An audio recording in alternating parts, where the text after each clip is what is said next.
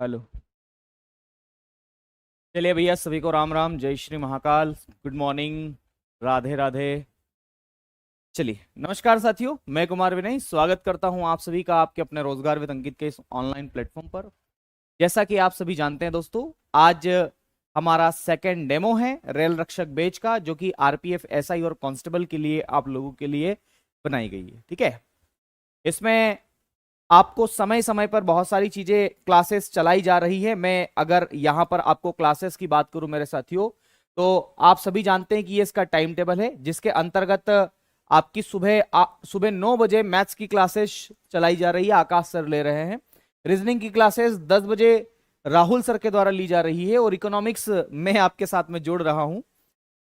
12 बजे आपकी जो है ज्योग्राफी की क्लासेस अरुण सर के द्वारा ली जाएगी। वहीं पारुल मैम के द्वारा आपकी क्लासेस अभी शाम को 4 बजे हिस्ट्री की शुरुआत की जा रही है। बाद में मैम पॉलिटी भी करवाएगी जब हिस्ट्री इनका कंप्लीट हो जाएगा। ठीक है, चलिए। साइंस की क्लासेस अभी धर्मेंद्र सर हमारे ले रहे हैं, फिजिक्स के जादूगर 8 बजे। तो ये दोनों ही बातें आपको ध्यान रखना है, ये आपका टाइम टेबल है। फिर अगर मैं बात करूं मेरे साथियों कि ये जो बैच है वो बैच आपको कैसे परचेस करना है, या इस बैच में आपको क्या क्या सुविधाएं मिलने वाली है, तो इस बैच में मेरे साथियों आपको लाइव क्लासेस मिलेगी। जैसा कि मैं आपको पढ़ा रहा हूं, वैसे और भी अन्य टीचर साथी जो हैं हमारे, वो आपको पढ़ाएंगे मेरे साथियों लाइव क्लासेस। इस बैच में आपको डाउट ग्रुप से जुड़ने का मौका मिलेगा, जिसमें आप शिक्षकों को डायरेक्ट मेंशन करके, जैसे आपने कई बार स्टोरी मेंशन करते हो, वैसे ही कुछ टीचर्स को भी मेंशन करना होता है इसमें।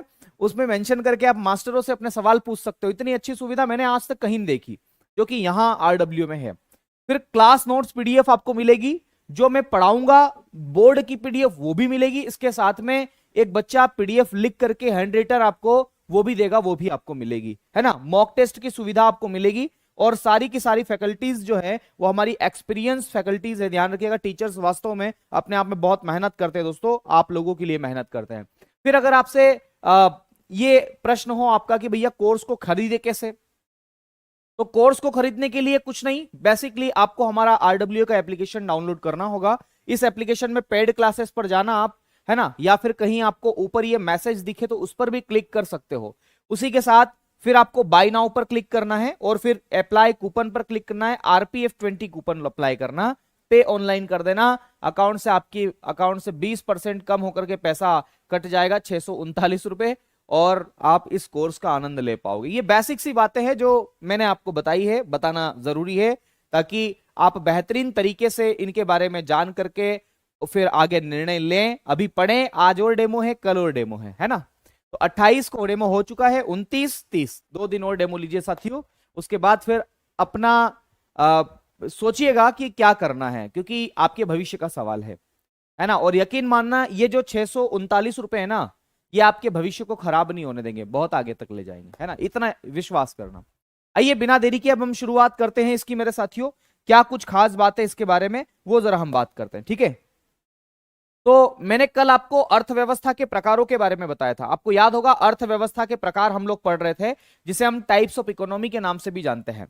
तो मैंने बताया था कि अर्थव्यवस्था के जो प्रकार है, जिसे हम टाइप्स ऑफ इकोनॉमी कहते हैं, वो कितने प्रकारों की होती है।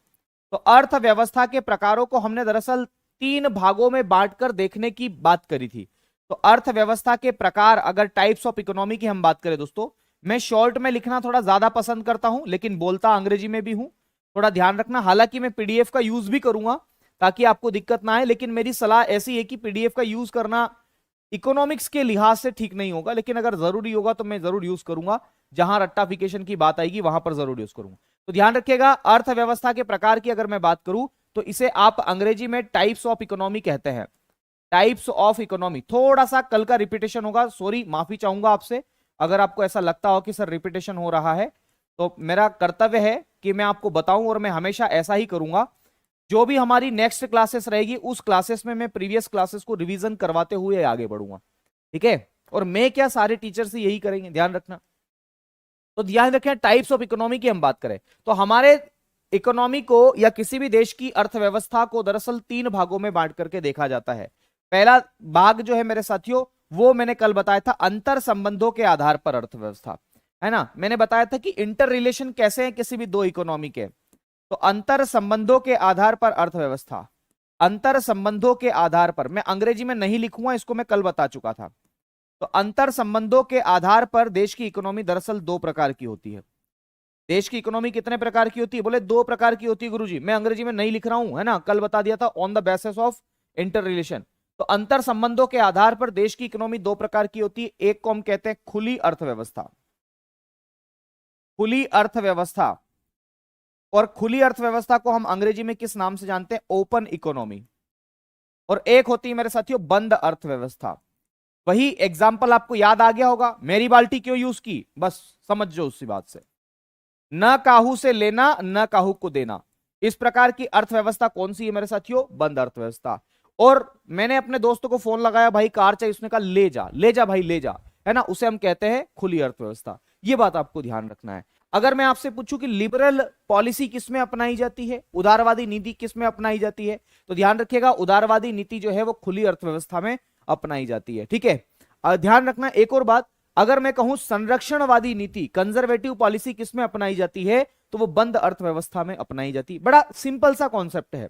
फिर कल मैंने एक और बात आपको बताई थी कि अगर आपसे यह पूछा जाए कि किस देश की अर्थव्यवस्था खुली अर्थव्यवस्था है, तो मेरे क्या ख्याल से पूरे देश की इकोनॉमी के ख्याल से, आईएमएफ के ख्याल से, वर्ल्ड बैंक के ख्याल से, सबके ख्याल से, अगर ऐसा प्रश्न आपसे पूछा जाए तो हम सब के ख्याल से मेरे साथियों वर्तमान में ऐसा कोई देश नहीं है जो इस खुली अर्थव्यवस्था से बचा हुआ है। क्यों? क्योंकि सबके पास रिसोर्सेस नहीं है, संसाधनों की सबके पास कमी है।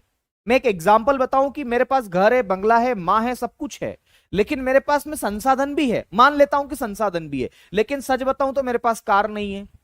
अगर मुझे कहीं अर्जेंट जाना आ गया और बरसात बहुत तेज हो रही है, मानसून बहुत तेज आ रहा है, तो बताओ मैं क्या करूंगा? मैं अपने दोस्त से या फिर अपने सहयोगी से क्या लूंगा? कार उधारी लूंगा, मांगूंगा, भाई कार दे दे यार, तेरी थोड़ा बाहर जाना है, करूंगा ना। मतलब मेरे पास सारे रिसोर्सेस तो नहीं है। आ रही बात समझ में? तो ये बात आपको ध्यान रखना है। इसीलिए किसी न किसी व्यक्ति को किसी न किसी दूसरे व्यक्ति से काम पड़ेगा ही पड़ेगा, ये तो तय है। वैसे ही किसी भी इकोनॉमी को अन्य देशों की इकोनॉमी से काम पड़ेगा, ये मैं आपको पढ़ा चुका था। ठीक है, बंद अर्थव्यवस्था भी मैंने आपको बता दिया था। ध्यान रखिएगा, अर्थव्यवस्था के दूसरे प्रकार को हम देखते हैं। भारत की अर्थव्यवस्था खुली अर्थव्यवस्था, ध्यान रखना, कभी ऐसा प्रश्न पूछ ले तो। दूसरा है मेरे साथियों, आपको मैं बताऊं, संसाधनों पर नियंत्रण के आधार पर। ध्यान रखिएगा, देश में जो रिसोर्सेस है ना, उन पर कंट्रोल किसका है? तो अच्छा, बड़ा लिखना है, आप लोग कमेंट कर रहे हैं, बड़ा बड़ा लिखिए, लीजिए ये बड़ा बड़ा।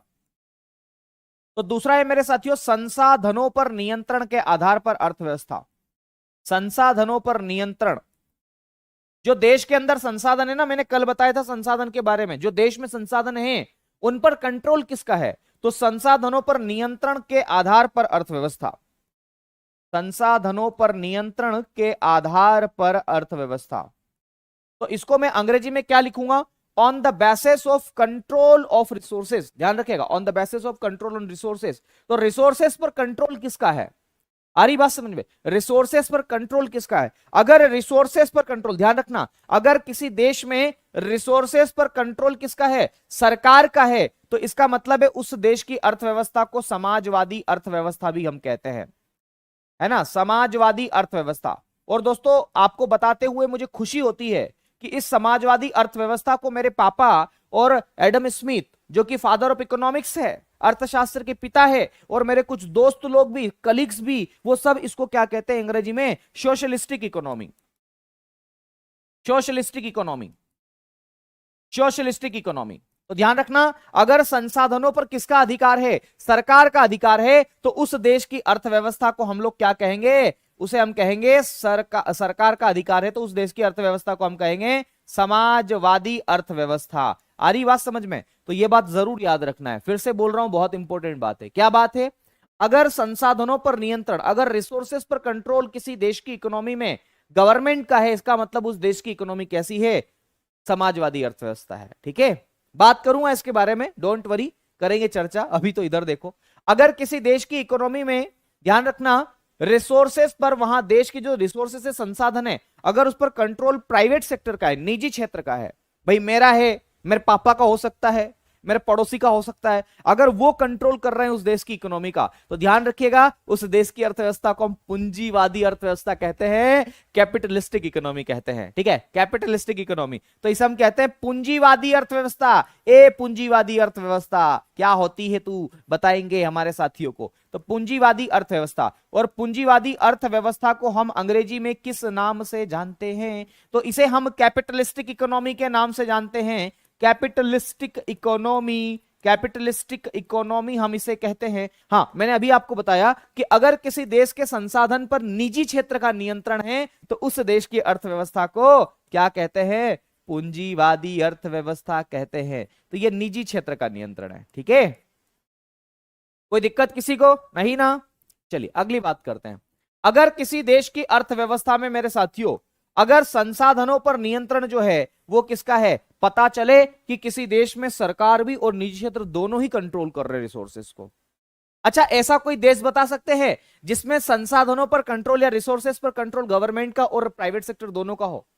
बता सकते हैं ऐसा कोई कंट्री या ऐसा कोई देश आप मुझे बता सकते हैं दोस्तों, जिसमें जो है मेरे साथियों सरकार का और निजी क्षेत्र का, प्राइवेट सेक्टर का एवं गवर्नमेंट सेक्टर दोनों साथ मिलकर के काम करती, उस देश का नाम बता दो। बहुत बढ़िया, इंडिया, शानदार। तो ध्यान रखिएगा, अगर सरकार और निजी क्षेत्र दोनों साथ में मिलकर काम करे तो उस देश की अर्थव्यवस्था को मिश्रित अर्थव्यवस्था कहते हैं।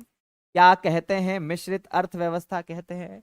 और बोले मिश्रित अर्थव्यवस्था को अंग्रेजी में गुरुजी किस नाम से जानते हैं? तो मिक्स्ड इकोनॉमी के नाम से जानते हैं। क्या बोलते हैं? मिक्स्ड इकोनॉमी के नाम से जानते हैं। बोले रिसोर्सेस पर कंट्रोल किसका होगा? तो दोस्तों ध्यान रखना, इसमें गवर्नमेंट प्लस प्राइवेट सेक्टर या निजी क्षेत्र लिखूं एक ही बात है, ये दोनों साथ में मिलकर काम करेंगे। और इसका सबसे बेस्ट एग्जांपल है आपका इंडिया। आपका इंडिया नहीं, मेरा India. I love my India, it is my India. Okay, तो ये संसाधनों पर नियंत्रण के आधार पर अर्थव्यवस्था के प्रकार हुए, आज पढ़ाऊंगा इनको ही, ध्यान रखना। अच्छा, ये तो सब ठीक है। अब बच्चे मुझे कह रहे सर थोड़ा बड़का बड़का लिखे। अरे यार, बड़का बड़का लिख के तुम ना मेरे को पेज मत वो करवाओ, है ना, ध्यान रखना। अब तीसरे प्रकार की अर्थव्यवस्था कौन सी है? तो आओ साथियों वो भी बता देते हैं। अर्थव्यवस्था के तीसरे प्रकार को हम देखेंगे विकास की अवस्था के आधार पर, कि किसी भी देश की इकोनॉमी का विकास कैसा हुआ है ना। तो ध्यान रखिएगा, स्टेज ऑफ डेवलपमेंट, विकास की अवस्था के आधार पर किसी भी देश की इकोनॉमी को देखा जाता है। अगर विकास, समझना, अगर विकास न के बराबर है, हो ही रहा है, तो उसे हम कहते हैं अल्प विकसित। क्या कहते हैं दोस्तों? अल्प विकसित। अगर विकास बहुत कमजोर है और हो ही रहा है तो अल्प विकसित अर्थव्यवस्था उसे हम कहते हैं। मैं पढ़ाऊंगा इसके बारे में, डोंट वरी, आगे आएगा, है ना। और बहुत अच्छे से लिख के लाया हूं, डोंट वरी, सारी बातें आपको समझ में आएगी। ठीक है, चलिए दूसरी बात मेरे साथियों, है ना, अगर विकास इससे थोड़ा अच्छा हो गया तो विकासशील। आपको मैं बताना चाहूंगा कि भारत जो है वो विकासशील अर्थव्यवस्था वाला देश है। विकासशील का मतलब क्या होता है? तो ध्यान रखिएगा, डेवलपिंग कंट्रीज। क्या बोलते हैं? डेवलपिंग कंट्रीज हम कहते हैं। वहीं पर तीसरा जो है मेरे साथियों, उसे विकसित अर्थव्यवस्था के नाम से भी जानते हैं, इसे डेवलप्ड कंट्री के नाम से भी जानते हैं। तो विकसित अर्थव्यवस्था। अब आपने मुझे नोट्स बनाने लायक तो छोड़ा ही नहीं, आपने मुझे पहले ही कह दिया बड़का बड़का लिखो, तो बड़का बड़का लिखने के चक्कर में ऐसा वैसा हो गया, नहीं तो बढ़िया सा एक डायग्राम बनता है। यहां फिर से बता देता हूं, अर्थव्यवस्था के प्रकारों को 3 भागों में बांटकर देखा जाता है। There are 3 types of economy. ठीक है, ध्यान रखना। First of all, on the basis of interrelation, अंतर संबंधों के आधार पर देश की अर्थव्यवस्था 2 प्रकार की होती है, खुली और बंद। ठीक है। दूसरा, संसाधनों पर नियंत्रण के आधार पर, भैया उस देश की इकोनॉमी में जो रिसोर्सेस है उस पर कंट्रोल किसका है। ठीक है, तो ध्यान रखिएगा, अगर सरकार का कंट्रोल है तो समाजवादी अर्थव्यवस्था। ठीक है, और अगर निजी क्षेत्र का कंट्रोल है तो प्राइवेट कैपिटलिस्टिक इकोनॉमी या पूंजीवादी अर्थव्यवस्था। और ध्यान रखना, अगर सरकार और प्राइवेट सेक्टर दोनों काम कर रही है तो मिक्स्ड इकोनॉमी है। वहीं पर विकास की अवस्था के आधार पर यहां 3 प्रकार की अवस्था होती है कि किसी भी देश का विकास कितना हुआ है। अगर विकास न के बराबर हुआ तो अल्प विकसित, अगर विकास थोड़ा ठीक ठाक हो गया तो विकासशील, इससे भी अच्छा हो गया तो विकसित, है ना। भारत विकासशील का हिस्सा है। चलिए इतनी बात समझ में आ गई। कल मैंने ये वाला पार्ट बता दिया था आपको, ये दोनों पार्ट हो गया था ना। आज इससे आगे ये वाला पार्ट करेंगे, समाजवादी, मिश्रित और पूंजीवादी, इसके बारे में बात करेंगे। लेकिन उससे पहले मैं आपकी कुछ कमेंट्स ले लेता हूं, 2 मिनट, है ना। Kumar Patel, Deepak Kumar, good morning. Okay भाई, शिवानी, मैथ में राहुल सर को पीडीएफ में जो परिभाषा, भारत की अर्थव्यवस्था पूंजीवादी अर्थव्यवस्था है, ऑस्ट्रेलिया का कंगारू नहीं भाई, भारत की अर्थव्यवस्था इन तीनों के आधार पर अलग है। एक बार सब लोग सुन लो, है ना। भारत की अर्थव्यवस्था खुली अर्थव्यवस्था है, अंतर संबंधों के आधार पर, संसाधनों पर नियंत्रण के आधार पर भारत की अर्थव्यवस्था जो है वो मिश्रित अर्थव्यवस्था है, और विकास की अवस्था के आधार पर भारत की अर्थव्यवस्था कैसी है, विकासशील अर्थव्यवस्था है। ये जरूर लिख लेना तीनों बातें, ये तीनों बातें मैं लिखवा देता हूं, नहीं तो आपको आइडिया नहीं रहेगा, कभी भूल भूल आ जाओ, है ना। तो ध्यान रखिएगा, मैं लिख रहा हूं भारतीय अर्थव्यवस्था, मैं ये छुटका छुटका आपको लिख रहा होगा, मैं बोल रहा हूं, आपको लिखना है ना। भारतीय अर्थव्यवस्था, इंडियन इकोनॉमी हम इसे कहते हैं। देखो, मैं जब भी कोई बात बोलूंगा ना, तो सबसे पहले तो ध्यान लगा के सुनना है कि मार साहब क्या बोल रहे हैं, ठीक है। ये मोस्ट इंपोर्टेंट श्रेणी में आएगा मेरे साथियों, है ना। भारतीय अर्थव्यवस्था पहले सुनना है, और मैं कुछ भी प्लान करता हूं, लिखता हूं, तो मेरे अपने प्लान से करता हूं, ऐसा नहीं कि वो मैं अचानक ही कोई लिख दूं। लेकिन इसीलिए मैं बोल रहा हूं कि आप लोग पहले सुनना फिर लिखना, इसीलिए मैं बार बार बोलता जाऊंगा और फिर लिखता जाऊंगा, ताकि आप भी साथ साथ में लिखते जाएं। अच्छा, भारतीय अर्थव्यवस्था को अंग्रेजी में किस नाम से जानते हैं, तो ध्यान रखिएगा, इसको इंडियन इकोनॉमी के नाम से जानते हैं, इंडियन इकोनॉमी के नाम से जानते हैं। तो अगर मैं बात करूं कि भारतीय अर्थव्यवस्था किस प्रकार की अर्थव्यवस्था है, तो क्या जवाब देंगे आप लोग। तो ध्यान रखना दोस्तों, भारतीय अर्थव्यवस्था जो है, दरअसल वो तीनों आधार पर हम देखने की कोशिश करते हैं कि किस प्रकार की इकोनॉमी है। तो इंडियन इकोनॉमी मेरे साथियों, अगर अंतर संबंधों के आधार पर बात करूं, मैं अंग्रेजी में लिखूं या हिंदी में लिखूं, है ना, ध्यान रखना, अगर अंतर संबंधों के आधार पर मैं बात करूं तो भारतीय अर्थव्यवस्था खुली अर्थव्यवस्था है। ध्यान रखना, मैं डायरेक्ट लिख रहा हूं, आप लोग समझना, भारतीय अर्थव्यवस्था जो है वो ओपन इकोनॉमी है, और ओपन इकोनॉमी को आप लोग किस नाम से जानते हैं, तो खुली अर्थव्यवस्था के नाम से जानते हैं। ये याद रखना है मेरे साथियों, इंपॉर्टेंट है, खुली अर्थव्यवस्था। अगर आपसे पूछे कि भारतीय अर्थव्यवस्था कैसी है, तो खुली अर्थव्यवस्था का एग्जाम्पल। फिर भारतीय अर्थव्यवस्था मेरे साथियों, अगर विकास की अवस्था के आधार पर देखें कि कौन सी स्टेज पर, डेवलपमेंट की कौन सी स्टेज पर है इंडिया की इकोनॉमी, तो उसे हम कहते हैं विकासशील अर्थव्यवस्था। विकासशील, थोड़ा सा विकास कर देता हूं इसका भी, अक्षरों का, विकासशील अर्थव्यवस्था, ठीक है। तो विकासशील अर्थव्यवस्था मेरे साथियों, विकास की अवस्था के आधार पर है देश की इकोनॉमी। अगर आपसे पूछा जाए कि भैया संसाधनों पर कंट्रोल किसका है, रिसोर्सेज पर कंट्रोल किसका है, इसके आधार पर देश की इकोनॉमी मिक्स्ड इकोनॉमी है, जिसे आप कहते हैं मिश्रित अर्थव्यवस्था।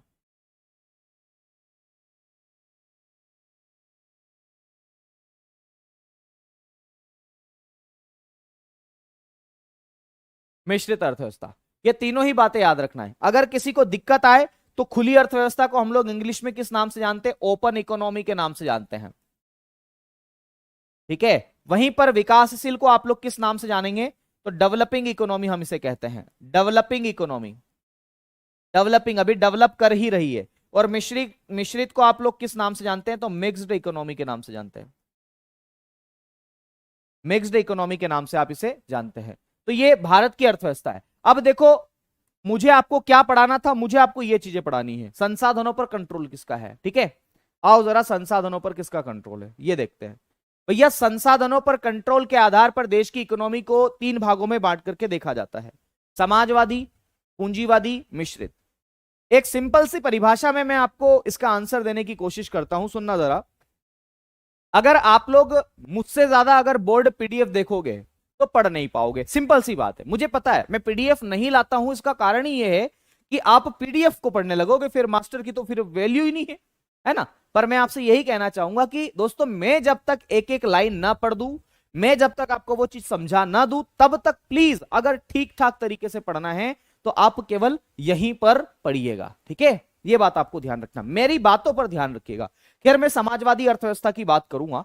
समाजवादी अर्थव्यवस्था को अंग्रेजी में सोशलिस्टिक इकोनॉमी हम कहते हैं। मैं पर्याप्त रूप से लिख करके लाया हूं ताकि समय जाया ना हो ज्यादा। ध्यान रखना, अगर आपसे यह प्रश्न पूछा जाए कि जो सोशलिस्टिक इकोनॉमी है, दरअसल इसका कॉन्सेप्ट किसने दिया, इसका प्रतिपादन किसने दिया। प्रतिपादन का मतलब ये विचार लाया कौन कि यार इस देश, इस प्रकार की भी इकोनॉमी हो सकती है। तो इस प्रकार का जो विचार है वो लाने का श्रेय किसको जाता है, तो ध्यान रखिएगा, इस प्रकार का विचार लाने का श्रेय जो है वो कार्ल मार्क्स को जाता है। दोस्तों, मुझे नहीं पता कि आपने नाम सुना है कि नहीं सुना कार्ल मार्क्स का, लेकिन कार्ल मार्क्स बहुत बड़े दार्शनिक है, कार्ल मार्क्स बहुत बड़े दार्शनिक के साथ साथ क्या क्या है, तो दार्शनिक के साथ साथ मेरे साथियों वो इकोनॉमिस्ट भी हैं।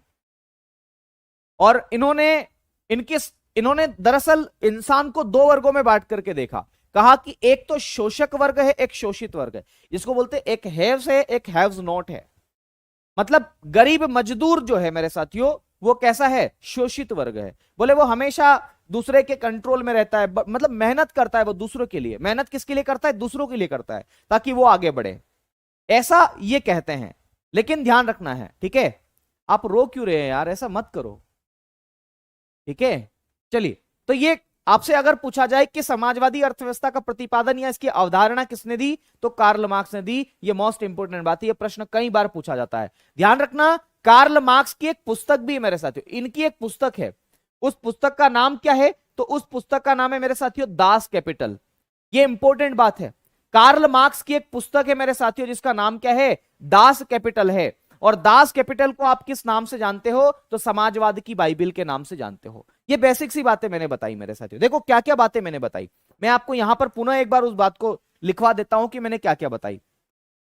मैंने ये बताई कि समाजवादी अर्थव्यवस्था जो है, समाजवादी अर्थव्यवस्था को आप लोग अंग्रेजी में देखो जानते हैं, मैंने बताया है कि क्या बोलते हैं इसको, समाजवादी अर्थव्यवस्था को आप सोशलिस्टिक इकोनॉमी कहते हैं। मैं बार बार लिखूंगा तो समय जाया होगा मेरे साथियों, इसलिए मैं नहीं लिख रहा हूं, आप समझोगे, उम्मीद करता हूं ऐसी बातें हैं, ठीक है। तो समाजवादी अर्थव्यवस्था में मैंने अभी क्या क्या बता दी। अगर आपसे यह प्रश्न पूछे कि समाजवादी अर्थव्यवस्था का कॉन्सेप्ट किसने दिया, इसकी अवधारणा किसने दी मेरे साथियों, तो ध्यान रखिएगा समाजवादी अर्थव्यवस्था की जो अवधारणा है वो किसके द्वारा दी गई, तो इसकी अवधारणा मेरे साथियों किसने दी, तो ध्यान रखिएगा कार्ल मार्क्स ने दी, ठीक है। कार्ल मार्क्स या इसके जनक कह दो, है ना, जो भी आपको कहना है, कार्ल मार्क्स ने दी। कार्ल मार्क्स ने इसकी अवधारणा दी मेरे साथियों। इसका कॉन्सेप्ट किसने दिया, तो कार्ल मार्क्स ने दिया, ठीक है। वहीं पर कार्ल मार्क्स की बुक का नाम क्या है, अगर ऐसा प्रश्न पूछ लिया जाए कि कार्ल मार्क्स की किताब का नाम बताओ, तो क्या जवाब दोगे, तो ध्यान रखिएगा कार्ल मार्क्स की किताब का नाम क्या है, तो इनकी बुक है, इनकी एक बुक है मेरे साथियों, इसका नाम क्या है, दास कैपिटल। अंग्रेजी में भी दास कैपिटल ही कहते हैं, हिंदी में भी इसको दास कैपिटल ही लिखते हैं, ठीक है। तो दास कैपिटल इनकी बुक है, और इसी किताब को और किस नाम से जाना जाता है, तो इसी किताब को समाजवाद की बाइबिल कहा जाता है, समाजवाद की बाइबिल। यह भी प्रश्न पूछा गया है,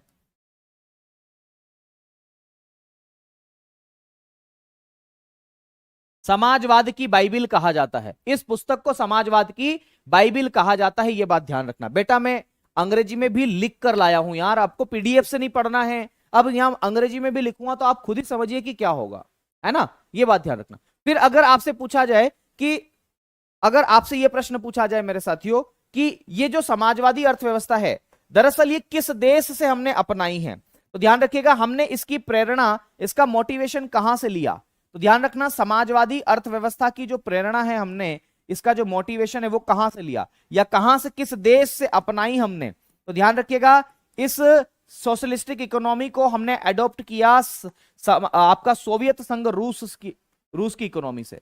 ध्यान रखिएगा सोवियत संघ रूस लिखना, सोवियत संघ रूस, जिसे उस समय तात्कालिक रूप में यूएसएसआर के नाम से जाना जाता है। तो अगर आपसे यह प्रश्न पूछा जाए कि समाजवादी अर्थव्यवस्था या सोशलिस्टिक इकोनॉमी जो है वो किस देश की इकोनॉमी से हमने प्रेरणा ली है या किस देश की इकोनॉमी से हमने अपनाई है, तो ध्यान रखिएगा वो सोवियत संघ रूस की इकोनॉमी से हमने अपनाई, जो कि यहां पर मैं लिख करके लाया हूं, आपको मैंने बताया भी है मेरे साथियों, ये सोवियत संघ रूस की अर्थव्यवस्था से इसको अपनाया गया है, ठीक है। अच्छा, अगर आपसे यह पूछा जाए मेरे साथियों कि इस देश की इकोनॉमी, ये जो समाजवादी अर्थव्यवस्था है, इसमें संसाधनों पर नियंत्रण किसका होता है, तो ध्यान रखिएगा संसाधनों पर नियंत्रण सरकार का होता है। उत्पादन पर किसका नियंत्रण होता है, तो भी सरकार का होता है। कीमत स्थिरता पर किसका नियंत्रण होता है, सरकार का होता है। तो भैया इसमें ध्यान रखना, इसमें सरकार का नियंत्रण किन किन पॉइंट्स पर होता है, ध्यान रखना। मैंने ये बताया कि समाजवादी अर्थव्यवस्था में सरकार का नियंत्रण होता है, इसमें सरकार का नियंत्रण होता है। बेटा खाली है ना पीडीएफ से पढ़ना मत सीखो, इधर भी देखो, इसमें सरकार का नियंत्रण होता है। तो कंट्रोल किसका होता है, गवर्नमेंट का कंट्रोल होता है, गवर्नमेंट्स कंट्रोल होता है। बोले काय पर गवर्नमेंट्स का कंट्रोल होता है, तो इस देश की इकोनॉमी में कंट्रोल गवर्नमेंट का किस किस चीजों पर होगा, तो ध्यान रखिएगा वो होगा उत्पादन पर। उत्पादन को अंग्रेजी में कहते हैं प्रोडक्शन, कि देश में किन चीजों का उत्पादन किया जाना चाहिए। क्या देश में रोटी का उत्पादन किया जाना चाहिए, कपड़ों का उत्पादन किया जाना चाहिए, दवाइयों का प्रोडक्शन किया जाना चाहिए, किसका उत्पादन किया जाना चाहिए, यह बात आपको ध्यान रखना है।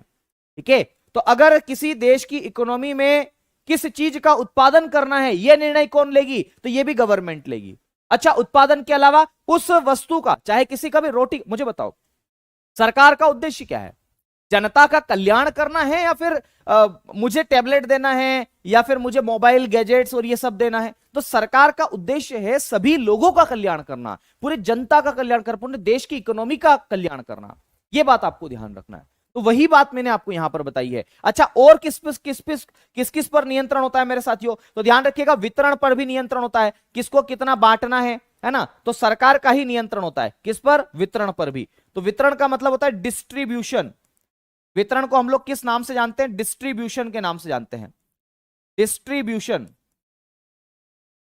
संसाधनों का आवंटन कैसे होगा? वितरण को हम इकोनॉमिक्स में आवंटन के नाम से भी जानते हैं, लेकिन डिस्ट्रीब्यूशन आप ध्यान रख ले कि भैया जो रिसोर्सेस का सरकार ने प्रोडक्शन किया है उनका डिस्ट्रीब्यूशन कैसे करना है।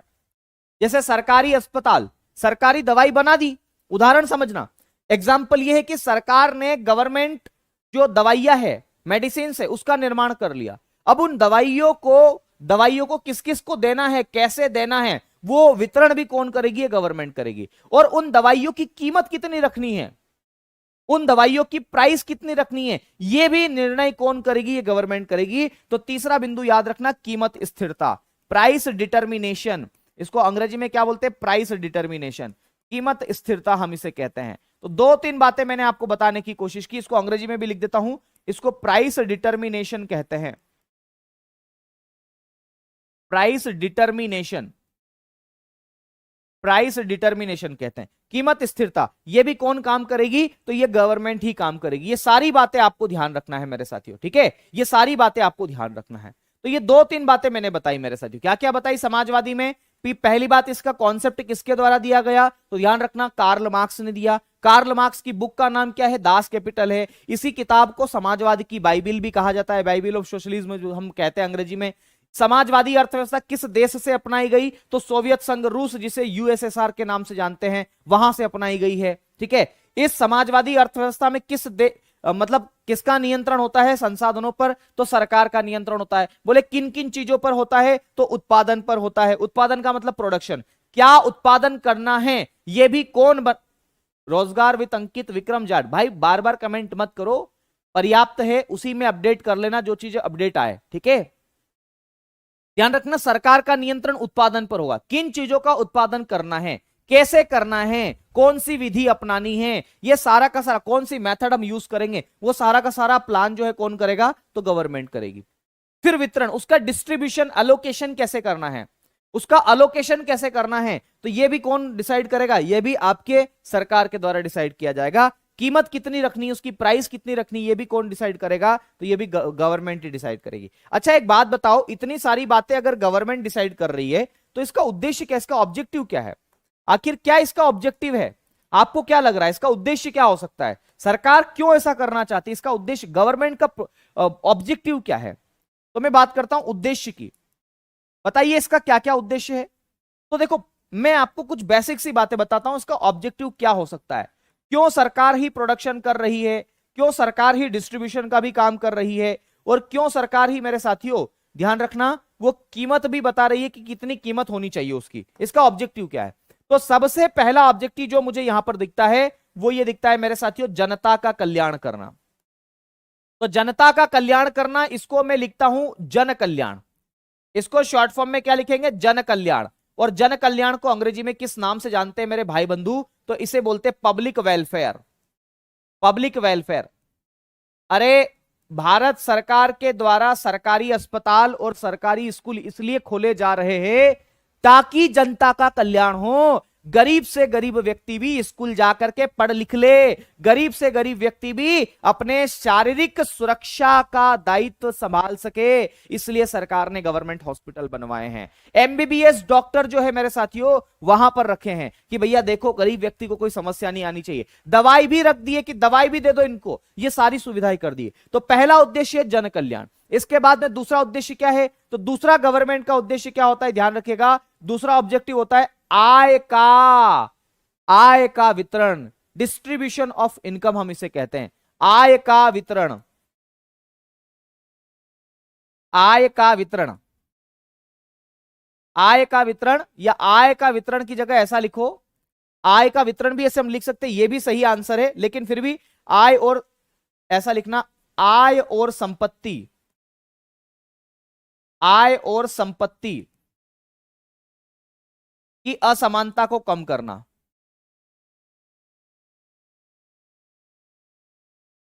की असमानता को कम करना, ठीक है। जो इनइक्विलिटीज है इनकम की और वेल्थ की, ध्यान रखिएगा, इनइक्विलिटीज ऑफ इनकम एंड वेल्थ, उसको क्या करना, रिड्यूस करना, ये बात आपको ध्यान रखना है। मैं अंग्रेजी में भी लिख ही देता हूं, मुझे पता है दिक्कत होगी आपको, है ना, तो मैं यहां लिख रहा हूं reduce inequalities, reduce inequalities of income and wealth, ठीक है। तो संपत्ति और आय की असमानता को कम करना, आपने देखा होगा बहुत सारे लोगों के पास में बहुत सारा पैसा होता है, मतलब गरीब गरीब ही है और अमीर बहुत ज्यादा अमीर होता जाता है, आ रही बात समझ में, तो ये बात ध्यान रखना है आपको, और इसी को हम लोग क्या कहते हैं, ये इसका उद्देश्य है, ये आपके समाजवादी अर्थव्यवस्था की बात मैंने कही है, ठीक है। अब देखो जरा यहां पर देखने की कोशिश करना, मैंने सेम बातें यहां पर भी लिखी है, उद्देश्य जन कल्याण केवल एक ही लिखा था, सरकार का नियंत्रण होता है, कीमत का निर्धारण भी सरकार के द्वारा किया जाता है, ये सब बातें मैंने बताई। अच्छा एक बात और समझ लेना, इस अर्थव्यवस्था में मेरे साथियों क्या होता है, तो इस अर्थव्यवस्था में मार्केट कंपटीशन न के बराबर होता है, बाजार प्रतिस्पर्धा इसमें न के बराबर होती है, मतलब कोई प्राइवेट सेक्टर आएगा ही नहीं। अरे भाई जहां पर गवर्नमेंट कंट्रोल कर रही है सारा काम, वहां पर प्राइवेट सेक्टर की भूमिका न के बराबर होगी, आ रही बात समझ में, वहां पर प्राइवेट सेक्टर की भूमिका क्या होगी, न के बराबर होगी। इसीलिए मैं आपको एक बात बताना चाहूंगा कि समाजवादी अर्थव्यवस्था में जो प्राइवेट सेक्टर है, जो निजी क्षेत्र है, वो उपस्थित नहीं होगा, इसलिए वहां पर किसी प्रकार का कोई कंपटीशन होगा ही नहीं, किसी प्रकार का कोई हम कहें कि प्रतिस्पर्धा ही नहीं होगी। तो ध्यान रखना, अगर आपसे प्रश्न पूछा जाए कि भैया किस इकोनॉमी में, ध्यान रखना, किस इकोनॉमी में मार्केट कंपटीशन नहीं पाया जाता, तो मैं आपको बता दूं कि वो कौन सी इकोनॉमी है, तो वो इकोनॉमी मेरे साथियों आपकी कौन सी इकोनॉमी है, ये समाजवादी अर्थव्यवस्था है।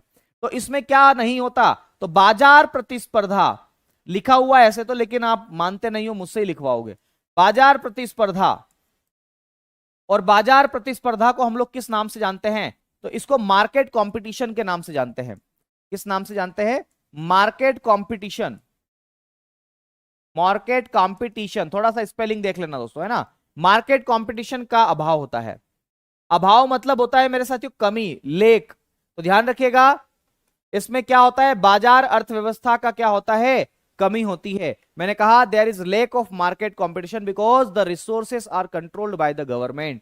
क्यों होता है कंट्रोल, क्योंकि रिसोर्सेस पर कंट्रोल किसका होता है, गवर्नमेंट का होता है, इसलिए बात आपको ध्यान रखना है, ठीक है। आ रही बात समझ में, ये बात आपको ध्यान रखना। अगर इसमें उदाहरण आपसे पूछे कि कौन कौन से देश की इकोनॉमी इसमें आती है, तो ध्यान रखिएगा, एग्जाम्पल की मैं बात करूं तो एक आपका आता है चाइना, चीन की अर्थव्यवस्था इसी प्रकार की अर्थव्यवस्था है, एक आता है रूस, है ना, रशिया। मेरे साथियों आपको मैं बताते चलूं कि अगर आपने एनसीईआरटी पढ़ी होगी, है ना, मुझे लगता है कि कई लोगों ने एनसीईआरटी पढ़ी होगी, है ना, तो रशिया की जो क्रांति हुई है, रशियन रिवॉल्यूशन जिसे आप कहते हैं, आपको पता है रशियन रिवॉल्यूशन कब हुआ, 1917 में हुआ रशियन रिवॉल्यूशन। तो ध्यान रखिएगा मेरे साथियों, ये जो 1917 में रशियन रिवॉल्यूशन हुआ है, तो यहां पर रिसोर्सेस पर कंट्रोल किसका था, तो रिसोर्सेस पर कंट्रोल मेरे साथियों यहां पर गवर्नमेंट का ही था। तो वहां मतलब सारे लोग काम करते थे एक ही खेतों में, जितना प्रोडक्शन होता था फिर बाद में आपस में बांट लेते थे, जिस घर में जितने लोग हैं उसके अकॉर्डिंग उनको अनाज वनाज दे दिया जाता था। तो ये बात आपको ध्यान रखना है, ठीक है, स्पष्ट है। तो इस प्रकार की अर्थव्यवस्था को हम लोग किस नाम से जानते हैं, समाजवादी अर्थव्यवस्था जानते हैं। ये सारी बातें एक बार पढ़ लेना, मैंने अपने तौर तरीके से आपको बेस्ट देने की कोशिश की है, ठीक है। एक बार मैं नीट एंड क्लियर शब्दों में आपको बता दूं कि क्या क्या बात है, ठीक है, सुनिएगा। पहली बात, समाजवादी अर्थव्यवस्था में सरकार का नियंत्रण है। भैया अंग्रेजी में भी बोल दूंगा, डोंट वरी। सोशलिस्टिक इकोनॉमी पर कंट्रोल किसका है? गवर्नमेंट का है। दूसरी बात, इसका उद्देश्य क्या होता है? पब्लिक वेलफेयर होता है। मेन उद्देश्य पब्लिक वेलफेयर है। लेकिन हाँ, ये भी काम करती है कि जो लोगों की आय है, जो लोगों की इनकम और वेल्थ है, उनके पास जो संपत्ति है उसको कम कर सके, है ना। मतलब लोगों के बीच में इक्विलिटीज का भाव पैदा कर सके। तो आय और संपत्ति की असमानता में कमी करना, ये काम किसका है? इसी का है ना। और ये इकोनॉमी किस देश से ली हमने? सोवियत संघ, रूस से ली। फिर पूछा जाए कि इस देश की इकोनॉमी को किस अर्थशास्त्री के द्वारा दिया गया, तो दास आपके क्या नाम है? Karl Marx. उनकी एक पुस्तक है दास कैपिटल। ये सब बातें आपको याद रखना है, ठीक है। ऐसी कुछ बातें याद रखिएगा जो इंपॉर्टेंट बात है, ठीक है। आगे बढ़े, आगे बढ़ते हैं मेरे साथियों। चलिए अगली बात करते हैं। दूसरे प्रकार की अर्थव्यवस्था है जिसे आप लोग किस नाम से जानते हैं? पूंजीवादी अर्थव्यवस्था, कैपिटलिस्टिक इकोनॉमी के नाम से आप इसे जानते हैं। क्या होती है पूंजीवादी अर्थव्यवस्था? आखिर क्या कुछ बात है इसके अंदर? तो ध्यान रखिएगा, पूंजीवादी अर्थव्यवस्था की मैं बात करूं तो पूंजीवादी अर्थव्यवस्था की बात मैं लिख कर ही कर लेता हूं, कहीं आपको दिक्कत आए ज्यादा, है ना। तो मैं हेडिंग डाल रहा हूं पूंजीवादी अर्थव्यवस्था, पूंजीवादी अर्थव्यवस्था। और दोस्तों ध्यान रखना, ये जो पूंजीवादी अर्थव्यवस्था है इसको आप लोग अंग्रेजी में किस नाम से जानते हो? पूंजीवादी अर्थव्यवस्था। और इसे आप लोग अंग्रेजी में जानते हो कैपिटलिस्टिक इकोनॉमी। इसको किस नाम से जानते हो दोस्तों? कैपिटलिस्टिक इकोनॉमी के नाम से जानते हो।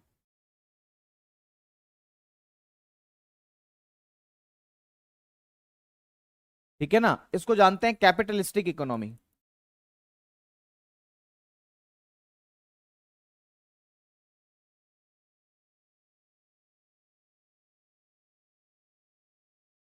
कैपिटलिस्टिक इकोनॉमी, ध्यान रखना है क्या कुछ खास बात है पूंजीवादी अर्थव्यवस्था के बारे में।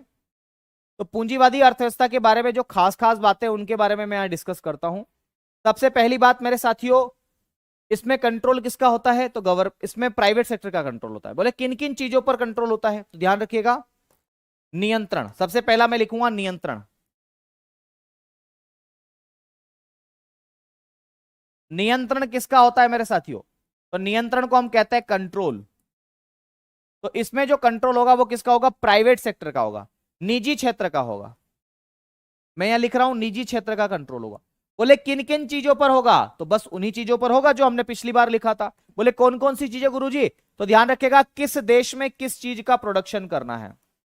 तो उत्पादन पर यानी कि प्रोडक्शन पर। भैया कंट्रोल किस चीज का? तो उत्पादन का कंट्रोल, कि किसी देश की इकोनॉमी में किस चीज का प्रोडक्शन करना है, ये कंट्रोल किसका है? तो ध्यान रखिएगा, ये निजी क्षेत्र का है। फिर दूसरी बात मेरे साथियों, उनकी कीमत कितनी रखना है? प्राइस डिटर्मिनेशन हम इसे कहते हैं, हिंदी में कहते हैं कीमत स्थिरता, और अंग्रेजी में इसको क्या बोलते हैं? Price determination.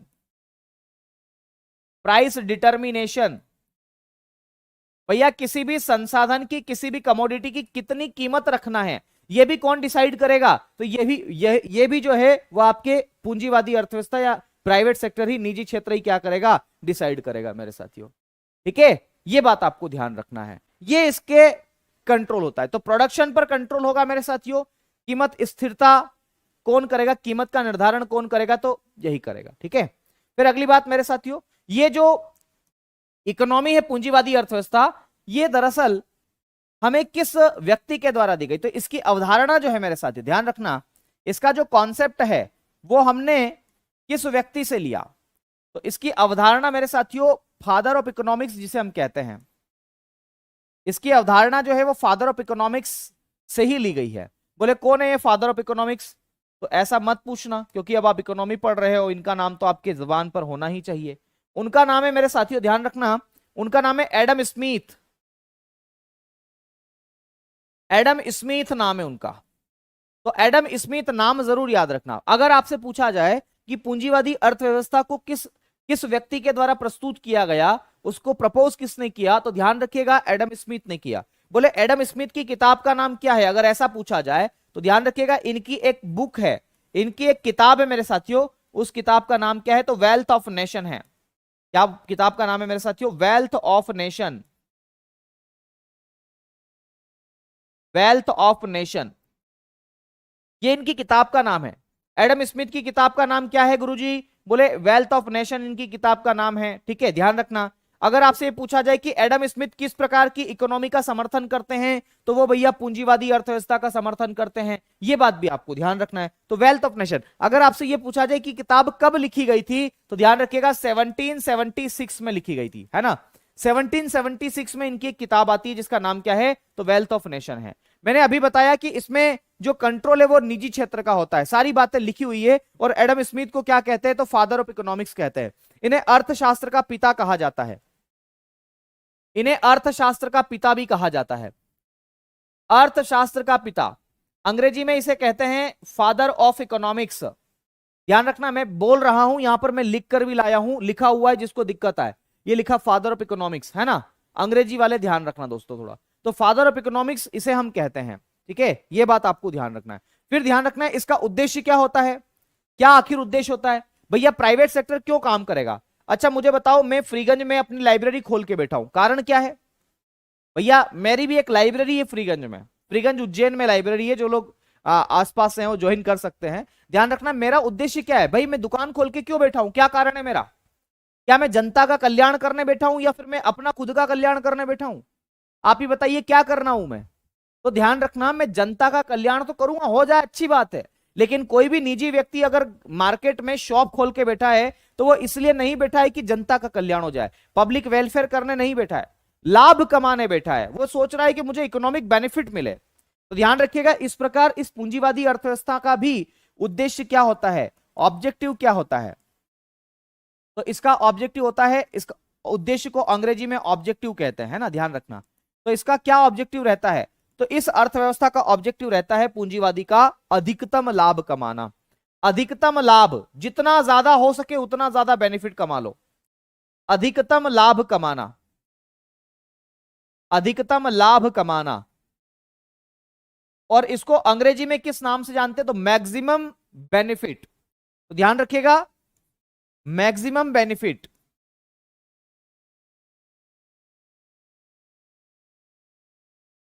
Maximum benefit. तो अधिकतम लाभ कमाना इस देश की अर्थव्यवस्था, मतलब पूंजीवादी अर्थव्यवस्था का क्या होगा मेरे साथियों, ये उद्देश्य होगा, है ना। तो अधिकतम लाभ कमाना इसका उद्देश्य होगा, ऑब्जेक्टिव ये होगा। ठीक है, ये बात आपको ध्यान रखना है। सारी बातें मैंने आपको बता दी है। ध्यान रखना, अगर आपसे ये पूछा जाए कि इसमें कीमतों का निर्धारण कौन करेगा, तो ऐसे तो पूंजीवादी अर्थव्यवस्था में निजी क्षेत्र करता है, लेकिन कीमतों का निर्धारण जो है वास्तविक रूप में देखा जाए तो पूंजीवादी क्षेत्र में, पूंजीवादी अर्थव्यवस्था में, कैपिटलिस्टिक में निजी क्षेत्र के हाथ में नहीं होता, बाजार शक्तियां करती है। ठीक है, तो एक बात मैं यहां पर लिखवा रहा हूं कि इसमें प्राइस डिटर्मिनेशन बाजार शक्तियां करती है। अब ये बाजार शक्तियां क्या है बताऊंगा अभी, है ना। तो इसमें कीमत का निर्धारण, ध्यान रखना, इसमें कीमत का निर्धारण, कीमत का निर्धारण का मतलब है किसी वस्तु की कीमत कितनी होगी, किसी कमोडिटी की प्राइस कितनी होगी। जैसे ये मोबाइल में लेने गया था तो इसकी कितनी प्राइस होगी, ये कौन डिसाइड करेगा, तो ये प्राइवेट सेक्टर डिसाइड करेगा। कैसे डिसाइड करेगा वो मैं बता रहा हूं, कैसे डिसाइड करेगा। ठीक है, तो इसमें कीमत का निर्धारण बाजार शक्तियों द्वारा किया जाता है, बाजार शक्तियों को हम मार्केट पावर कहते हैं। इसमें कीमतों का निर्धारण बाजार शक्तियों द्वारा किया जाता है, इसमें कीमतों का निर्धारण बाजार शक्तियों द्वारा किया जाता है। इस कारण इसे बाजार आधारित अर्थव्यवस्था भी कहते हैं। लिख लो, अंग्रेजी में भी लिखाऊंगा, डोंट वरी। इस कारण इसे बाजार आधारित अर्थव्यवस्था, इस कारण इसे बाजार आधारित अर्थव्यवस्था भी कहा जाता है, बाजार आधारित अर्थव्यवस्था भी कहा जाता है, भी कहा जाता है। ध्यान रखिएगा, बाजार आधारित अर्थव्यवस्था को अंग्रेजी में क्या बोलते हैं, market based economy, market based economy. अगर कोई आपसे पूछे कि भैया मार्केट बेस्ड इकोनॉमी कौन सी इकोनॉमी है, तो कैपिटलिस्टिक इकोनॉमी है। अब यहां पर एक बात ध्यान रखना, है ना। अनन्या जी कह रहे सर समझ में नहीं आ रहा, कैसे आएगा अनन्या? आप हमेशा तो एक ही कमेंट लिखने में बिजी थी, सर छोटा छोटा लिख रहे हैं और रो रही थी, वो रोने वाला इमोजी लगा रही थी, तो समझ में कैसे आएगा बहन? समझ में ऐसे थोड़ी आता है। अगर आसानी से इकोनॉमी समझ में आ जाती तो फिर हर कोई नहीं पढ़ लेता, फिर बच्चा छोड़ता ही क्यों इकोनॉमी को, है ना? समझ में ऐसे नहीं आता है। मैं केवल अनन्या को नहीं बोल रहा हूं, मैं दूसरे लोगों को भी बोल रहा हूं जो लगातार केवल कमेंट में ही अपना दिमाग लगा रहे हैं। समझना, मेरी क्लास नहीं, मैं किसी सबकी क्लास की बात कर रहा हूं। अगर आप लगातार कमेंट करोगे तो पक्का है आपको समझ में नहीं आएगा, चाहे कितना भी आसान विषय क्यों ना हो, पक्का नहीं आएगा समझ में। क्यों? क्योंकि जब मास्टर पढ़ा रहा था तब आप इधर मैसेज कर रहे थे सर समझ में नहीं आ रहा है, तो फिर कैसे आएगा? पॉसिबल ही नहीं है। अरे भाई मैं भी क्या हूं, एज ए स्टूडेंट हूं। जब मैं भी पढ़ के आता हूं, ध्यान रखना, मैं भी आपको पढ़ाने से पहले रिवीजन करके आता हूं, चीजों को खंगाल के आता हूं, 10 किताबें खोल के आता हूं, बहुत सारे नोट्स खोल के आता हूं मेरे। तो अगर मैं उस समय मोबाइल चलाऊंगा तो क्या मैं पढ़ पाऊंगा? क्या पॉसिबल ही नहीं है। और ऐसा नहीं है कि आप ही ऑनलाइन क्लास ले रहे हो, मैं भी ऑनलाइन क्लास लेता हूं और लेता था, कई लंबे समय तक क्लास ली मैंने ऑनलाइन। तो उस समय अगर मैं टीचर पढ़ाएगा और कमेंट करूंगा तो क्या मैं समझ पाऊंगा टीचर क्या बोल रहा है? अपने दिल से पूछना इस बात को कि क्या वो समझ पाएगा? नहीं समझ पाएगा। इसलिए मैं कह रहा हूं पहले पढ़ाई पर ध्यान दो। नोट्स सब मिल जाएंगे, किताब मिल जाएगी, सब मिल जाएगा, लेकिन मेरे शब्द जो है ना ये वापस नहीं मिल पाएंगे, उसके लिए वीडियो ही देखना पड़ेगा वापस से। ये बात ध्यान रखना है, ठीक है? चलिए आ जाओ, इधर आओ वापस से। मैंने ये बात बताई कि पूंजीवादी अर्थव्यवस्था को बाजार आधारित अर्थव्यवस्था कहते हैं। मैंने ये बात बताई क्यों कहते हैं, क्योंकि इसमें जो प्राइस डिटर्मिनेशन है वो कौन करता है? तो बाजार शक्तियां करती है। अब आपके दिमाग में सवाल आएगा सर ये बाजार शक्तियां क्या है? तो ध्यान रखिएगा, बाजार शक्तियों को आप मार्केट पावर कहते हैं। मैं लिख रहा हूं यहां पर, ध्यान रखना, अगली बात मैं लिख रहा हूं बाजार शक्तियां। बाजार शक्तियां क्या है? इसे हम लोग मार्केट पावर कहते हैं। बाजार शक्तियों को आप मार्केट पावर के नाम से जानते हो। मैं आपको बताते चलूं कि मार्केट पावर का मतलब क्या होता है। बाजार शक्तियों का मतलब होता है दो चीजें, मांग और पूर्ति। इतना बड़ा बड़ा लिख रहा हूं, बताइए, मांग को डिमांड कहते हैं, मेरी मांग पूरी करो और मेरी मांग पूरी भरो, खाली बस एक शब्द का अंतर है, अर्थ बदल जाते हैं, ठीक है? तो ध्यान रखना, मांग और पूर्ति को हम लोग क्या बोलते हैं? सप्लाई। तो बाजार शक्तियां किसे कहा जाता है? आप यकीन मानो ये क्लास 12th की एग्जाम में क्वेश्चन आया था, और क्या आया था पता है? कि मार्केट पावर, या इसी को इनविजिबल हैंड कहते हैं। बाजार शक्तियों को ही हम लोग एक और नाम से जानते हैं, बता देता हूं, और उसे हम क्या कहते हैं? Invisible hand. ध्यान रखना, इसे अदृश्य हाथ भी कहते हैं। अदृश्य हाथ, जिसे हम लोग अंग्रेजी में क्या बोलते हैं? Invisible hand. बाजार शक्तियों को ही हम अदृश्य हाथ के नाम से ही जानते हैं।